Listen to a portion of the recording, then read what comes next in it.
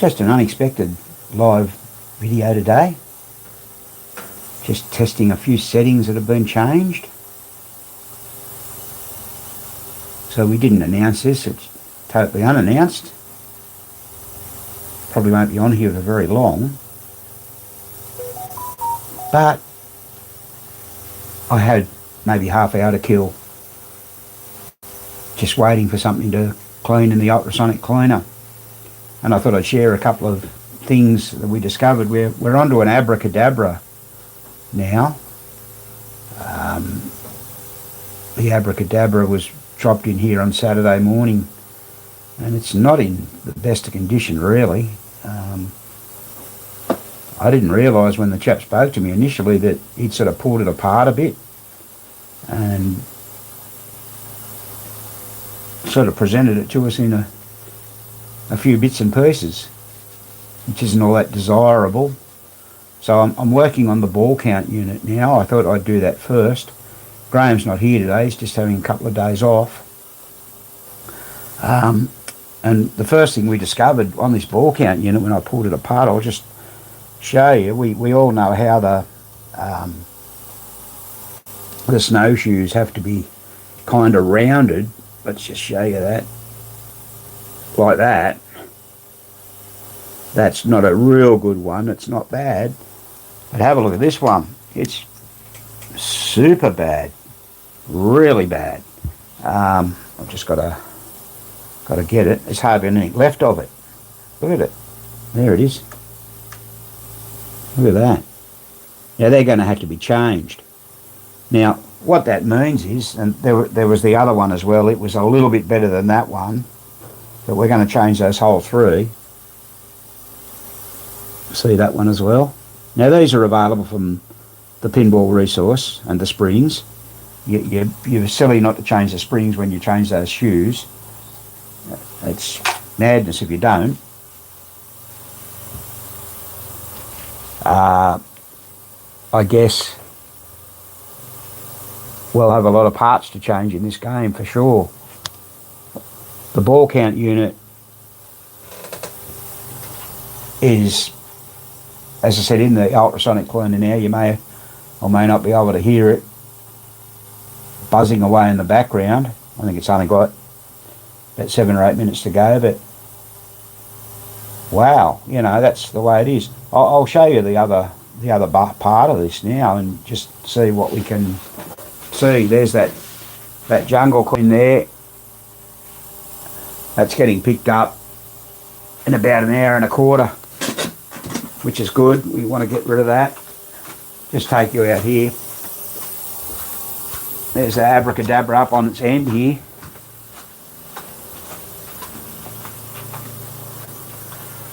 It's a bit of a mess. I wasn't here when it got dropped off. A real mess.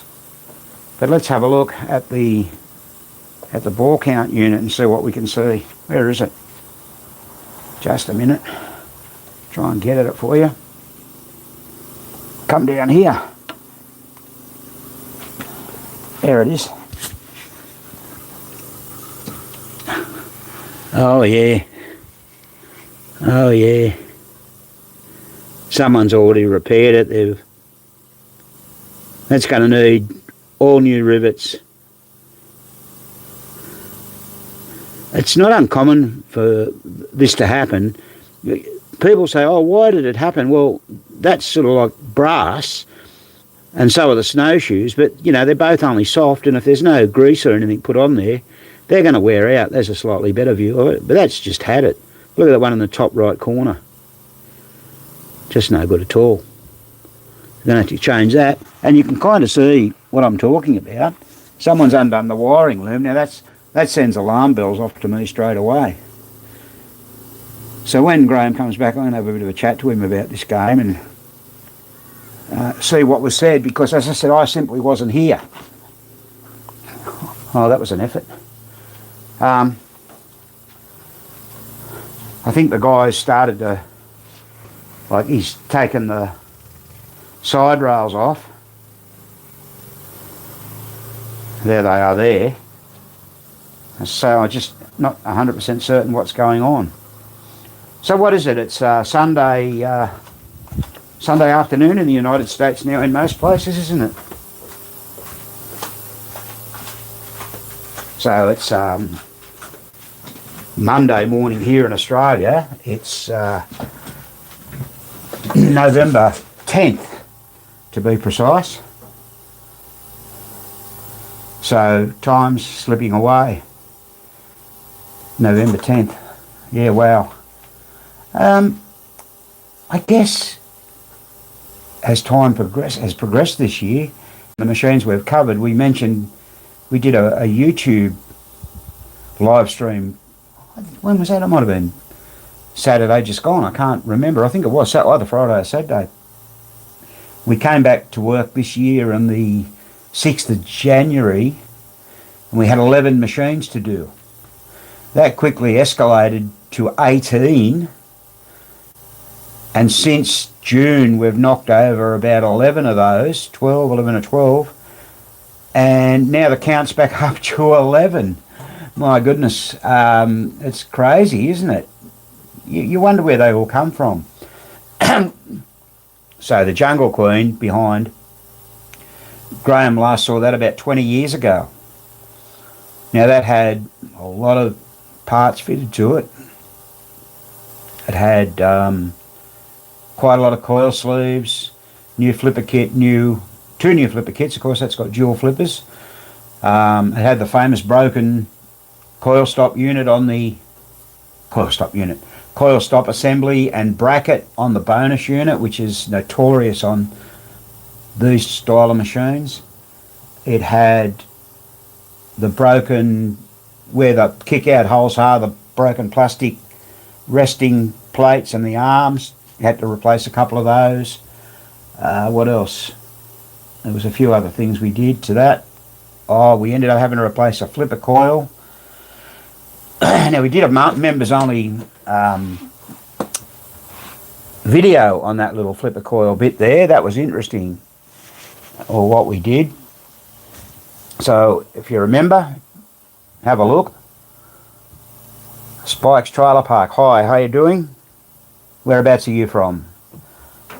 Trailer park implies to me that you're somewhere in the United States. What was I saying? Jungle Queen, yeah. So, flipper bats. Lots and lots of parts. New plastic set. They're expensive. The list goes on. Now don't forget, people, we now have these memberships available, and I finally got the price right. It's $7.49 a month for Spanky Basic and $10.49 a month for Spanky Gold. Only $3 difference between the two. We've had around about 15 people join up. We only launched that recently and it's all very, very new to us. I was going to try and make this video members only to see how you do it. We're still learning the whole process. We greatly appreciate those that have joined us. And we hope you stick with us because we've got a lot of exciting things planned. Just going to take a little bit of time, you know, maybe after a month or two we'll get all organised. We've got some prizes here ready to distribute. We'll be having little contests, and we've got some Spanky keychains. We'll be able to post those. Lots of difficulty sending stuff to the United States at the moment, but they should just go in an Air Express envelope and send them over. So we've got some of those for our members. We'll be giving those away in time to come, because before you know it, it's going to be Christmas. And just a reminder to anybody that follows us on Facebook, you probably know that we've got a merchandise store up and running now. You can get all sorts of cool stuff like Spanky t-shirts. You can get Spanky signs. You can get what else can you get? Lots of things. You can get Spanky barbecue scraper, have a look anyway. we did a whole video on this before. I'm just a bit vague on what you can get at the moment because I can't quite remember, but there's about 18 items to 20 items in there, and there's going to be more added as time goes by. This is controlled by a third party, not by us. I will add this. We've mentioned this before. The reason we've done that is this guy's done all this before. The Spanky Store's on Shopify. The link's up and available on our YouTube, on our Facebook group. You just go up the top and you'll find the thing that says where to find it. It's there right now under new members actually, so even if you just want to have a look, there's some super cool stuff there. There's Spanky knives and forks, but for goodness sake, there was a Spanky serving tray. They've been sold. And the guy, Mark, he's going to do some Spanky, like, effigy things. He's got to work out the best way to approach that. So, yeah, lots of things happening. But if you are in the United States, or Canada, I guess, Canada there's problem shipping to as well, you've got to have your order in by November 30th if you want one as a gift for somebody, November 30. So that's only 20 days from now. It's the 10th here. So we're talking about our November 30, not your November 30. Try and bear in mind that we're anywhere between 14 to 17 hours ahead of you. As you've probably worked out when we mentioned earlier, it's Monday morning here. Okay, we haven't got a lot of viewers on at the moment, as I kind of expected, because this was sort of unannounced. We often make an announcement, but like I said, this is just really a test, a bit of fill-in time to talk to you guys while this is cleaning in the background, and I just heard the ultrasonic cleaner go off, so I'll go and have a look at that and see how that came up in a moment. Another thing we're going to be doing with this members business is we're going to be hoping, I've got that light there, I'll try and get rid of that, I can't, to do live repairs. Now, that doesn't mean that we're going to be able to do your repair with you live, but we're going to do live repairs for here with us and show you what we do. So it'll be a little bit like a training course for members. Not an in-depth one, but just bits and bits. So we're hoping to go to an inaugural Pinball Expo here in South Australia in July next year.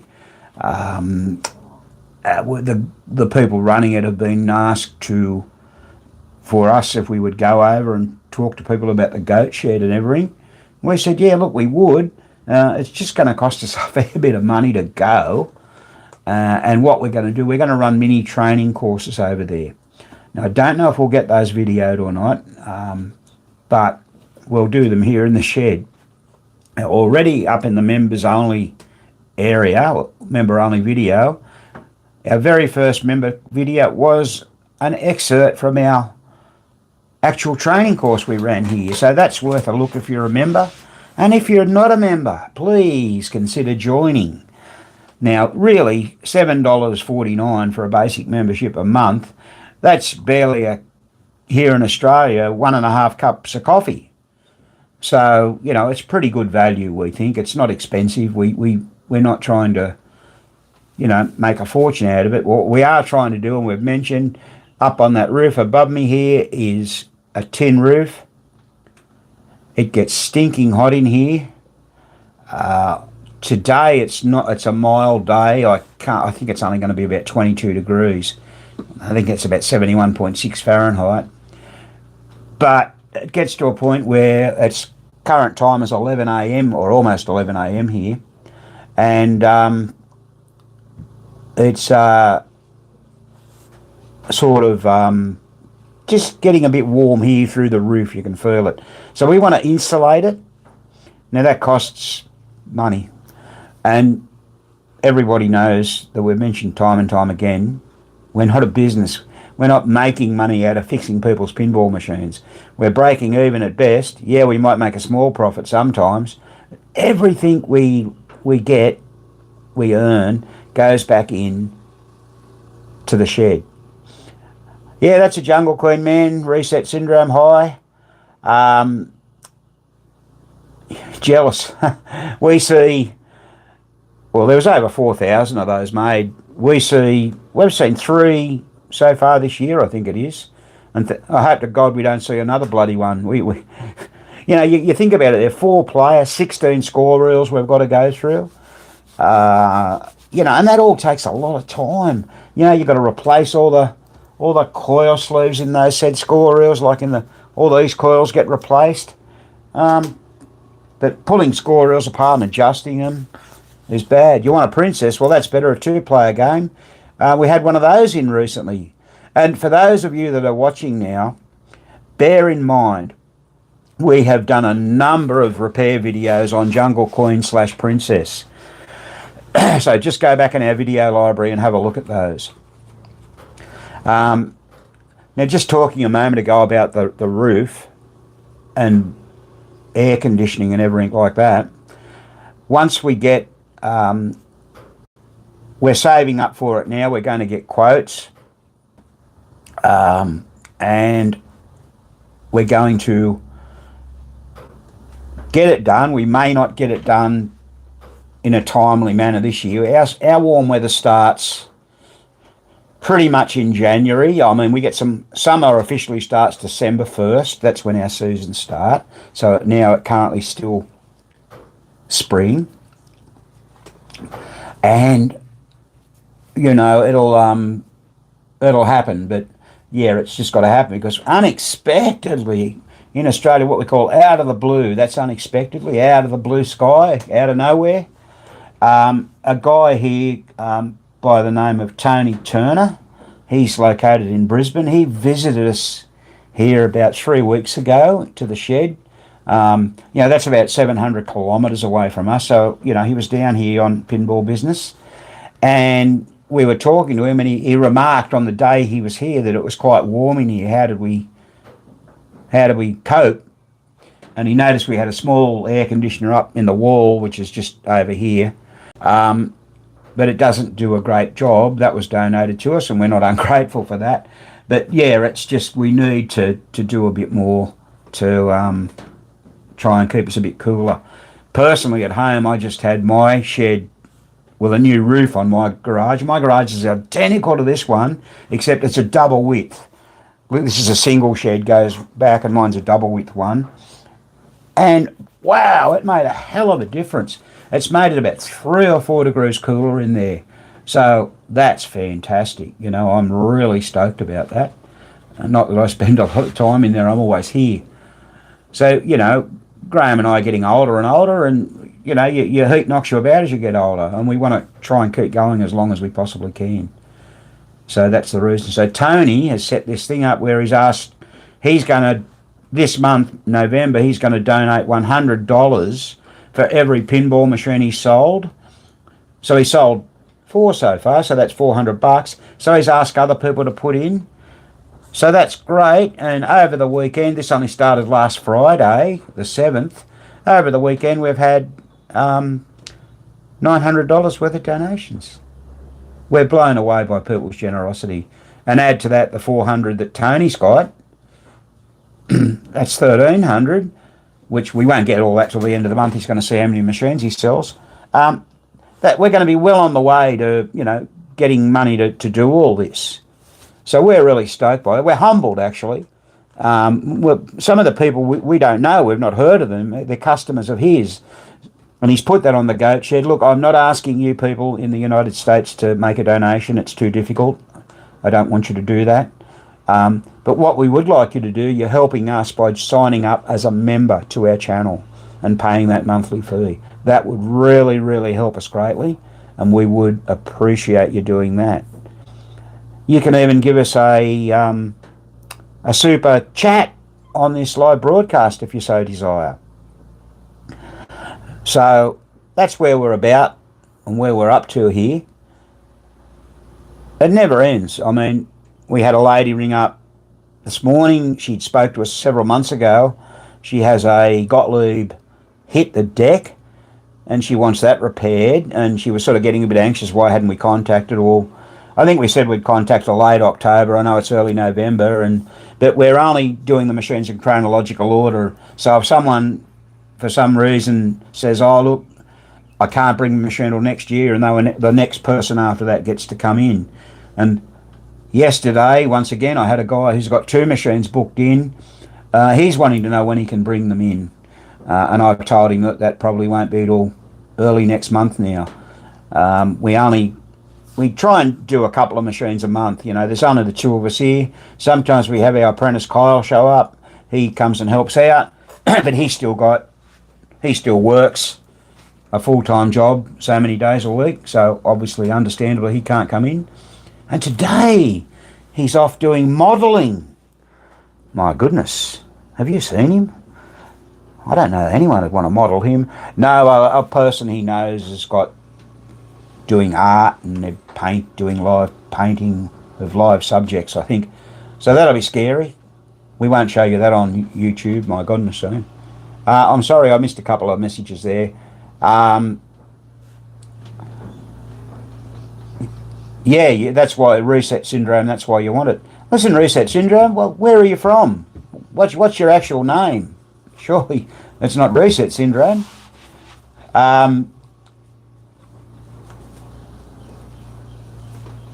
What else have we got happening? We will close for Christmas. Well, I'll announce that. I've got to go on a little trip, so we'll probably close the Friday before Christmas week, I think, or the Saturday at least. I've got to take a trek down to the state of Victoria, which is a state directly below us. Oh, okay, Kentucky. That's where they make all the, what do you call it? What's it called? Rocket fuel.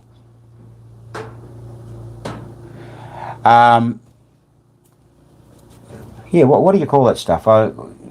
Moonshine, bourbon as well. Yeah, okay, yeah. I get to sample some of that moonshine when I'm in the States, and a guy had some that was some ridiculous percentage of alcohol, well over 50%, and he gave everyone a little tiny sip. Oh, wow. Ooh. Your throat was on fire. I'm a beer drinker. And speak about the United States, I'm happy to let you know that my good friend and travelling companion Craig Cashell and I have made our mind up. We're definitely coming over. I mean, I've been saying this for a while, but we had a little bit of a talk. I think it was early last week or late the week before. So we'll be back next October. We'll definitely be going to the White Rose Game Room Show in York in Pennsylvania. Rob Burke has been in touch with me about running little mini courses like we did last year at Expo, and I wrote back and said, look, looks like we'll be coming over. I'll let you know what's going on. We did that in collaboration with Mark Gibson from Fun with Pinball and David Volansky. He's from the Pacific Pinball Museum in San Francisco, in Alameda. And the 3 of us guys, I've just mentioned, we all get together once a month with a few other people, such as Tim Meehan and Dave H. from Pennsylvania. Tim's from Seattle, and what Tim doesn't know about Gottlieb Electromechanicals probably isn't worth knowing. So I had to miss the last one. They changed the date to a Sunday, and I got all ballsed up about the days, and I couldn't make it. That wasn't, but it was your Saturday, where they normally do yours on the Friday afternoon, and Saturday it was a Sunday, and I had a commitment to go somewhere, so that didn't happen, regrettably. But needless to say, they are a lot of fun. If any of you aren't familiar with Mark and what he does, have a look at his website, Fun with Pinball. You'll be amazed. He's got a lot of animations that are really cool about how things work. Any of you guys got any of those Gottlieb baseball machines that have got either the animation or like Gottlieb baseball, Gottlieb, I can never remember these names off the top of my head. If Graham was here, he'd remember. They've got those interesting man on base relays for the what man's on what base. It's got like a memory. The way this is set up, designed by Ed Krinsky, a Gottlieb designer, really complex the way it was done, and a step unit called the hit unit, and all that stuff's got to be working really well. Otherwise, you get all sorts of weird problems with those games, and there was quite a few of them, wasn't there? Overall, and he's also got a thing there on how a masking or a blocking circuit works. You ever wondered how? Think of those old games, like Gottlieb's Crosstown, for argument's sake. You know, right up the centre there's a fan target in the centre, and there's different ways of scoring. You can score 20 points, 30 points, 40 points, 50 points, and special. You ever wondered how it works? A score motor cycles 120 degrees, and it's got those 5 little teeth at the bottom. Click, click, click. How does it not, when it says it's going to score 20 points, how does it not score the other 30 points? That's called a blocking or a masking circuit, and it's done with score motor switches. That's how it's done. It blocks the pulse so that you can't, the relay, 10-point relay won't pulse those extra couple of times. He's got an animation on how to do that. John Osborne, who was a Gottlieb designer, and a lot of you may know John, he's in the Facebook groups, good friend of mine, lives in California these days. He actually developed a, what do you call it, a working model of how the masking circuit works. He's got a score motor. Now that's on our channel, on our YouTube channel, if you want to go back and have a look. It's only a little short, but you'll see it. He uses a knocker to illustrate. So it starts off, he'll score 10 points and it goes knock, and then 20 points, knock, knock, 30, knock, knock, knock, etc. And if you listen to it, you'll hear how it works. And then you could go and look at that animation on Mark's site. I don't know if any of you guys out there are familiar with Mark's site, but have a look. And you can sign up if you want help on a pinball machine. We do that once a month, generally toward the end of the month. So whether he'll have one in December or not, I'm not sure, because Christmas is the Thursday, so that 25th's a Thursday. Who knows?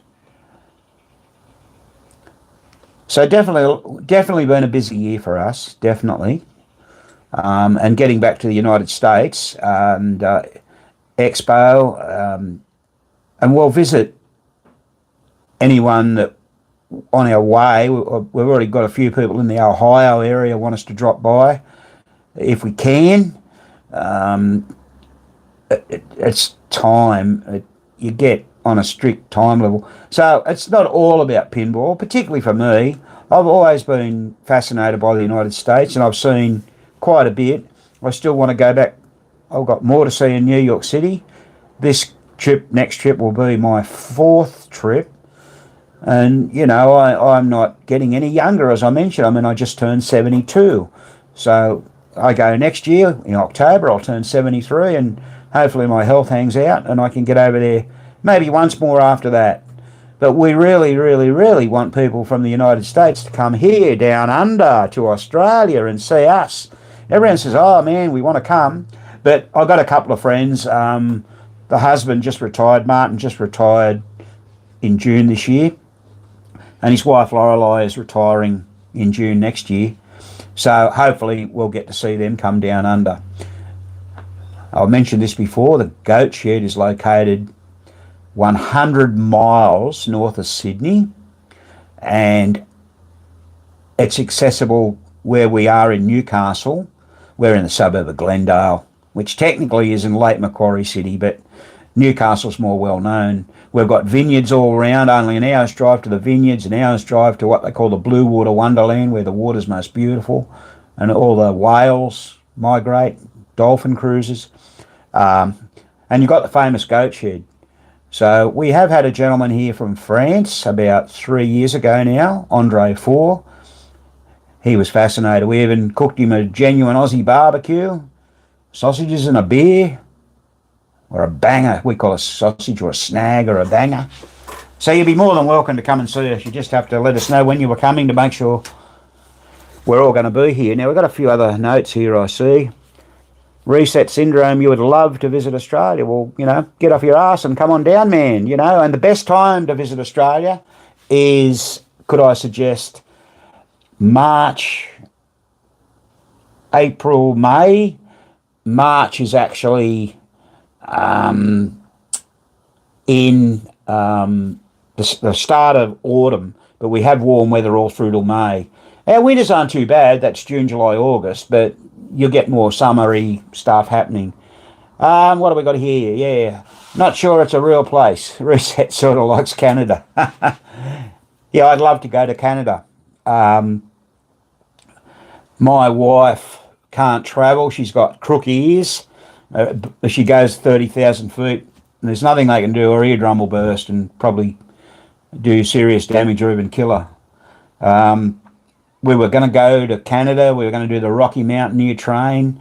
I don't fancy doing that on my own. I mean, maybe I can find someone that'll want to go over there with me one day. But I believe Banff, lots of beautiful places in Canada. But lots of beautiful places in the United States too. Craig Cochelle just made a very whirlwind trip over there in October. And he was taken to, in California, I haven't been there yet, Lake Tahoe and around, and they ended up at Pinagogo, and then he met up with our friends from San Diego, and they drove back down to San Diego, and he was telling me that he saw some lovely places. The time before, in 2022, we left San Francisco and we wanted to travel down that highway Route 1 that goes the original highway, and sometimes we were told it was closed and this and that. Anyway, whatever, we stuffed it up and we ended up going down. We must have left San Francisco and started going sort of southeast a little bit, and we ended up in a place that night called Bakersfield, where there was all oil well things there, my God. But there you go, we've been to Bakersfield. Then we come back over the Grapevine into LA, and that was a bit of an experience. You're coming down, all of a sudden there's one of those Six Flag amusement parks there, and next minute you're in Hollywood sort of thing in LA. Couldn't believe it, because it was all desert type. It was very sort of surreal to us, and all that goddamn LA traffic, which is very painful for any of you that live in LA. Yeah, so what did someone else say there? All EM machines are amazing. Yes, they are. Yes, they are. I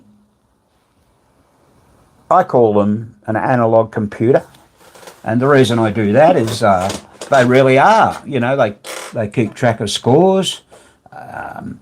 It's understandable, and it's the way they work. What those guys could do. We talked about masking circuits a moment ago. What those Gottlieb engineers came up with for what they had to work with was quite incredible. And you've got to take your hat off to them, and that, you think about it, Gottlieb never changed their score motor, ever. Williams and Bally, they could add more to them, because they'd start off that wide, they'd just put more cams in, they could end up that wide. I think I got a Bally score motor frame with cams on it at the back that's got 13 or 14 cams in it, where some of the original games you saw, like particularly Williams, only had 8. So they were able to add cams and things like that, where Gottlieb couldn't. So they really, really were clever. Like Krinsky, Wayne Nyans before him, Ed Krinsky, and of course before Wayne, Harry Mabs. A Gottlieb Stargate the other day. Oh, okay, cool. So yeah, the really, really, really electromechanical marvels, analog computers, no doubt about it. And the people were really clever that designed them. Exceptionally clever. And as I said, we're very, very fortunate to still have guys like John Osborne around. He's a wealth of knowledge. And I think the guy from Bally who sort of, he was a bit like John. He was a Gottlieb, did electromechanicals and progressed like John did Haunted House. There's a guy at Bally, look, I can never get his name right. It's Greg, and I think he spells it Kmiec. I'm not sure how you pronounce it. I say Kimmich, Kemech, maybe. I'm not sure. Sorry, Greg. He's still with us, and he apparently goes to Expo, but I've never run into him yet. But, I've only been 3 times, so... Yeah, it's good to have these people still around. We can find stuff out. It's sad that there wasn't a lot of stuff documented by the factories. Everyone's probably seen the Gottlieb factory pictures on the internet. Just search Gottlieb Pinball Factory and they'll come up. You've seen a few of the Williams and a couple of the Bally, not a lot. It'd be great to know if anyone out there has a heap of photos or stuff they can share. We've seen pictures of people's pinball workshops from back in the 70s, but no idea where the hell they were, 6 or 7 mechanics working on machines, doors open, playfields up, all that sort of stuff. But documentation, it was the best people for documentation were Bally and Williams. I mean, Bally done all the documentation for, yeah, that's it, but how do you pronounce it? Yeah, reset syndrome. Yeah. I know you can't talk to me, so I don't know, but yeah, I'm not sure how to pronounce it. K-M-I-E-C. Kemech. Kemech? I don't know. It's a difficult one to get your lips around. As I said, if I ever see the guy or meet him, I'll find out. But the documentation that Williams and Bally done, Bally particularly with the bingo games, wow, every relay done, it was all explained. Williams did the same thing, and all that stuff is available for free off the Internet Pinball database because the people aren't exercising copyright on that. But, of course, all the Gottlieb stuff is copyrighted. Now, I don't have a problem with that, Steve Young at PBR's had to pay a lot of money off that Gottlieb LLC mob in Pelham, New York. And, he's got to charge you. But a schematic's only $16 and I think a manual's only $7 or $8. So if you've got a game and you haven't got it, get it. You're supporting the pinball resource. You're supporting the man who, without him, we would never, ever, ever have all the parts to keep these damn games going. And our mantra here in the Goat Shed is to keep them going for generations ahead. That's why we're training an apprentice, Kyle, when he shows up, as I said. And I say that tongue-in-cheek. I mean, he comes when he can. But we have another guy who's retiring next year, and he's really enthusiastic. He wants to come around every day, but unfortunately he's in his 60s. And our YouTube channel, all our major viewers are between 54 and 65.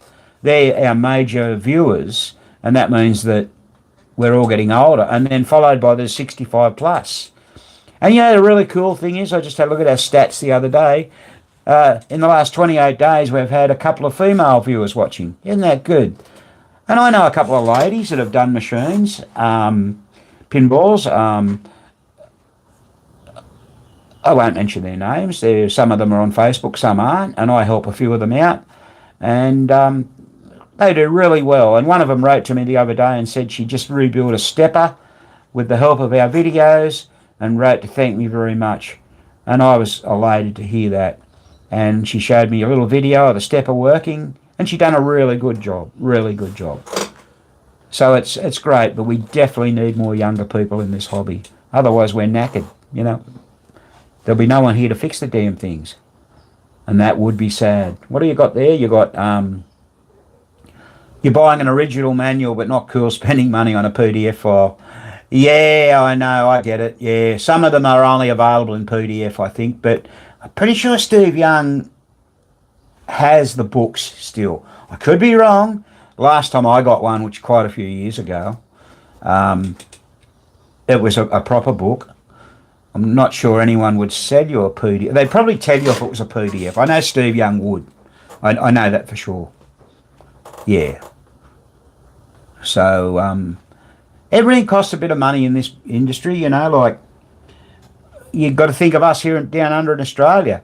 I've told you this before and I'll tell it again because it's horrendous. We get a bill for shipping from places over there and it's, say, $70 or $80 By the time with the exchange rate, which at the moment is only about 64 cents for us with you in America, that can be $130, $140. And if we get heavy stuff like, lots of coils and that. It can add a little bit of weight to it. I think those standard boxes, they hold a pound, I think, from the USPS. And that's what it is. It is what it is. You can't do anything about it. So we're really careful in ordering parts. We generally only order maybe 3 or 4 times a year from PBR. And when we do, we try and get our value, get that box as full as possible without going over the top. You guys are really lucky, believe me. I had some parts shipped from PBR to San Francisco the other day because I mentioned my friend Craig was in San Francisco, and I noticed that the whole freight or shipping was only $20 US. So compared to what I just told you we're going to pay, that just saved us a small fortune. And I've got those parts now. Craig bought them back for us and sent them up, which is cool. And they're for our lightning ball. We forgot to order some. So yeah, I can't even how bad it is now. You used to do a lot of importing, and I had to stop doing business with Australia back in 2008. It was outrageous. Your country has the only customs that ever gave me problems. Yeah, our customs here are very, very, very strict. We have a lot of, how do you say this, immigrants that come over from, say, China and various other countries, and the Chinese people keep wanting to bring in all their dried fish, and they have a whole show on telly about it, you know. Border Patrol, when they're pulled up at customs, you've got to sign a declaration when you come to Australia in the airplane they give you. And yeah, our customs are very strict, and yeah, for good reason. Timber, they're fastidious about timber unless it's been treated, getting bugs into the country. I don't know, yeah, it is what it is, isn't it? I'm not sure. What did you actually? Who was that? Sorry. What did you what did you send to Australia? Was it just pinball machines, or just depends? Whenever I go over to the United States, I've probably mentioned this before, so I'm sorry if I'm repeating myself. No, in previous videos, I go and visit my good friend Bob Milsner in Rockford, Illinois. He has a farm in Rockford, and we stay there. And in Rockford, there's a place called Nicholson's Hardware. Now, the gentleman's name is Ron Nicholson from memory. And I always say, I got to go to Nicholson's. I got to go to Nicholson's. Because we went metric in the early 70s here in Australia. We used to be imperial. So it's getting near to if you guys want a 632 nut or an 832 nut, you just whip on down to Ace Hardware and buy one, or Home Depot, or anywhere like that. And yeah, don't order the fish. Yeah, true. Roll pins, you know, that go in like Flipper, the Bakelite, these things, these ones. Where are we? Had some here the other day. Goodness, where are they?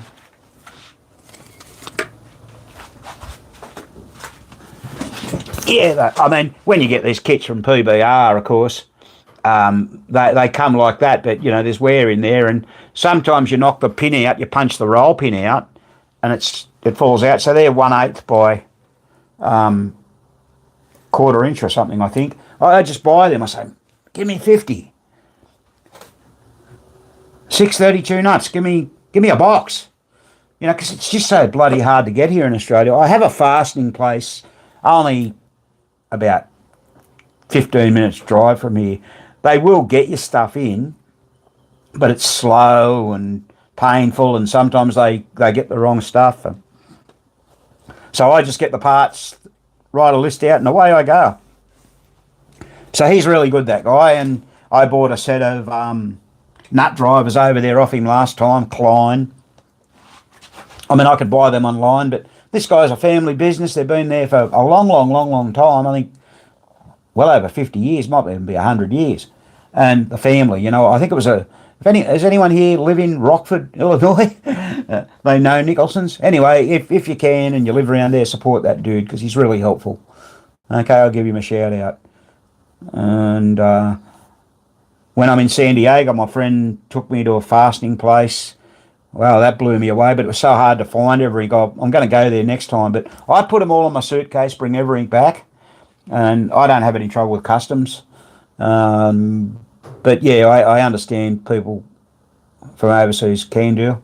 What do they call people when you go to another country? When you're at LAX, United States citizens and aliens. I'm an alien, and I think we do the same here. I think that's the correct terminology for it. But it is what it is. Like I say, what can you do? Even to the United States, sending stuff over is difficult at the moment. Apparently, I went to get a quote on sending something over there about 3 months ago, and they said, "Oh, what's its country of origin?" And I said, "Oh, look, I think it's China." And the woman grabbed it off me, and she was Chinese in the post office. "Oh, no, sir, you can't send it made in China."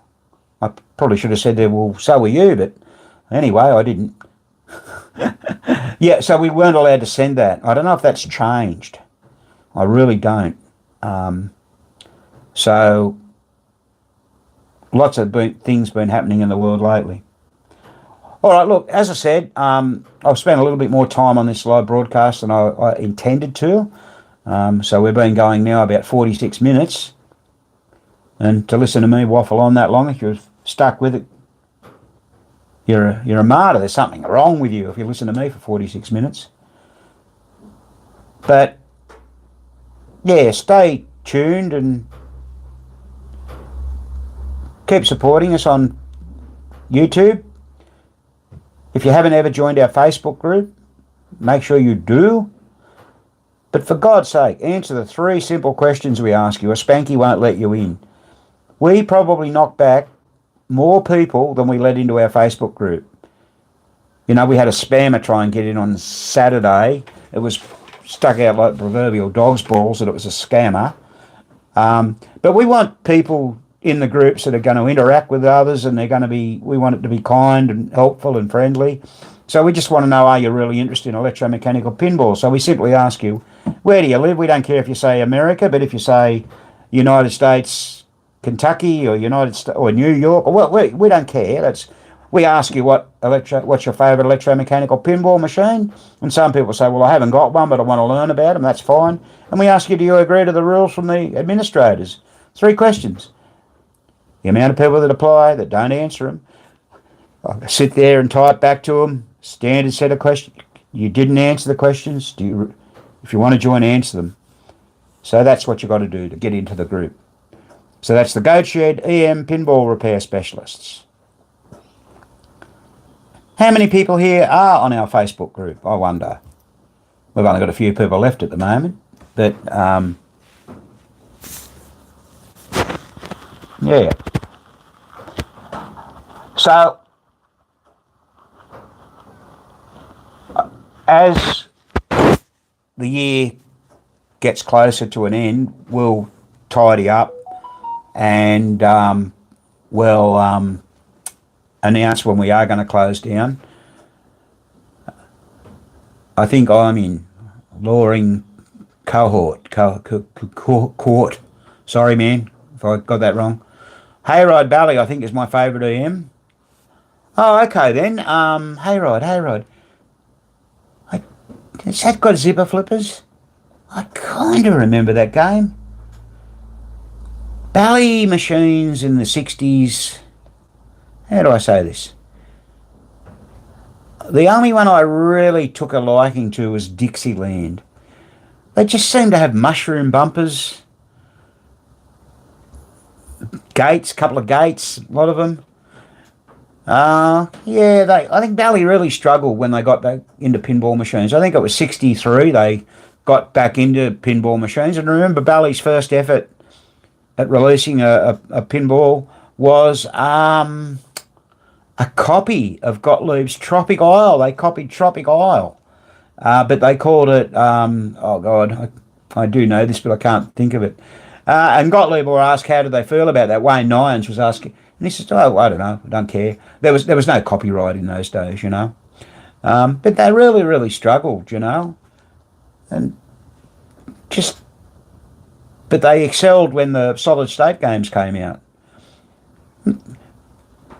Capersville and machines like that were quite complex, you know. You had to play and try and not give the other guy a chance at getting the extra ball and things like that.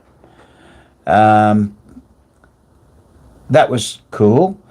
Our friend Marco Rossignoli, who wrote pinball books with Graham and wrote two on his own as well, he's got one of those, and it's got the German writing. They must have sent a lot to Germany. We've seen a few of those, and they're quite complex for what they are. There's a guy in Australia, he's trying to sell a Captain Fantastic with a broken back glass. The cabinet's all been in water, and the back of it fell out, and the head box is disintegrated almost for $2,800. Just a joke. Anyway, if you love your bellies, you love them. If you love your zipper flippers, you love them. You love Ted Zale, therefore. And they were a clever functional mechanism. We've actually got a complete zipper flipper mechanism out the back, which we probably should sell, but we won't. We'll just keep it for ourselves. All right. Look, thanks for joining us today. Greatly appreciate it. Don't forget to consider becoming a paid member, please. And that's a pass. Starjet, now that's a good machine. Starjet, yeah, a fun, that's like the Jetsons. Really great back glass, fantastic. Yes, so that was a good machine from the 60s. I've seen a number of those over the years. We've never had one here in the Goat Shed, I don't believe. No, I don't think we have. I played a few in the United States, and I played one, a fellow down in Victoria had one several years ago.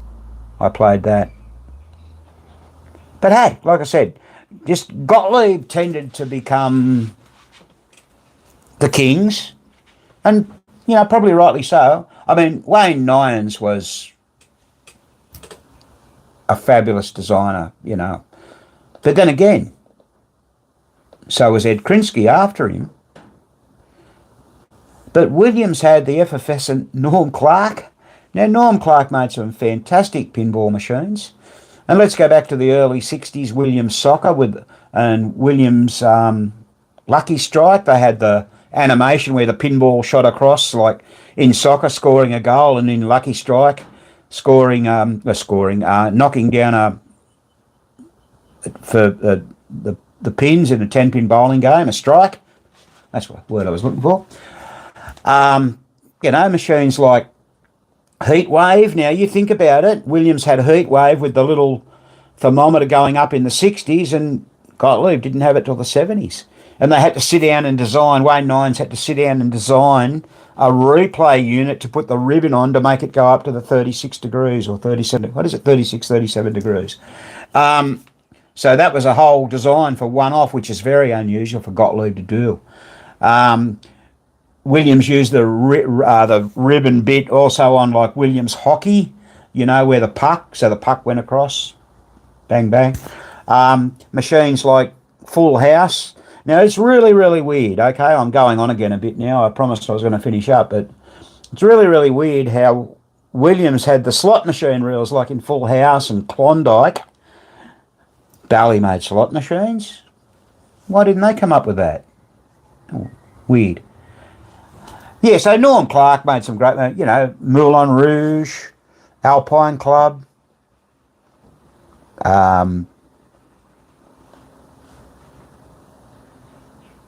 Touchdown, another machine where the yards went up in the back, a bit like Heatwave, and many others that he designed. And Steve Kordek, you know, all those guys were great designers in their own rights, weren't they? Even Chicago Queen, what's the guy's name? It's a Schlapper. Can't think. You know, he made a few games, you know, like when we were kids playing pinballs in the arcades. Yeah, okay, I can. There was two Chicago coin games. This is in the 60s. There was Chicago Coin Bronco, not to be confused with Gottlieb, and Chicago Coin Mustang, not to be confused with Gottlieb. So, and they were two really difficult machines to play, we thought, and we didn't enjoy playing them. But when you, all things considered, they had the rat traps type score reels and everything like that, and that was really cool. But yeah, we just didn't think they were great games to play. Rightio, someone wants to see, there's one in Vegas but never working. You mean at the Pinball Hall of Fame? Is that where you mean it is? I don't know. This playfield, I've put the glass back on this now. It's not the best playfield, okay? It's got stains on it from nicotine somehow, but there it is. Sorry about the light. So those two white lane guides up the top aren't correct, but we didn't have any yellow ones and the guy didn't have any. The pop bumper caps weren't in too bad a condition. The blue one probably could have done with changing, but we don't have any. The drop targets weren't changed, but they're not too bad. But unfortunately, you can sort of see the brown now is high. This playfield has mylar on it, and we didn't want to lift that mylar. The reason being is that the mylar could possibly have lifted the Tiger. We had an experience a few months ago with Jungle Queen, and it lifted the Tiger, and we had to get a water slide decal made for it, and it was, whoa, yeah. Now, the Tiger on this one's not too bad. There he is. There he is. And, yeah. So, I look like we've got a visitor, so I'm going to have to sign off. So I hope that satisfies your curiosity there. Look around. Thanks so much for watching, and we'll see you next time. Bye for now.